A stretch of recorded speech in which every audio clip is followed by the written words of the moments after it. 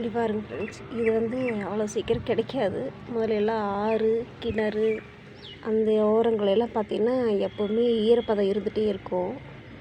அதில் பார்த்திங்கன்னா இதில் இந்த செடி அதிகமாக இருக்கும். செடி கூட இல்லை, அது கொடி பாருங்க. கொஞ்சம் கொண்டு வந்து இப்படி வச்சேன். இதில் 4 தடவை பறிச்சாச்சுங்க. பறித்து காய வச்சு அதுலேயும் எண்ணெயெல்லாம் காய்ச்சி நிறைய பேருக்கு கொடுத்து ரிசல்ட் சூப்பராக இருக்குன்னு சொல்கிறாங்க.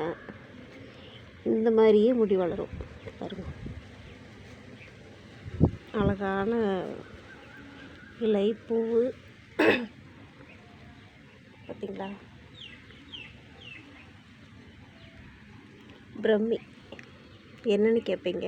நீர் பிரம்மி முடி வளர்ச்சிக்கு அவ்வளோ நல்லது. இது பச்சையாக இதெல்லாம் எடுத்து அப்படியே அரைச்சி தலையில் அரப்பு மாதிரி வச்சு தேய்ச்சி குளிச்சிங்கன்னு வைங்க, அவ்வளோ நல்லா பஞ்சு மாதிரி இருக்கும் முடியெல்லாம்.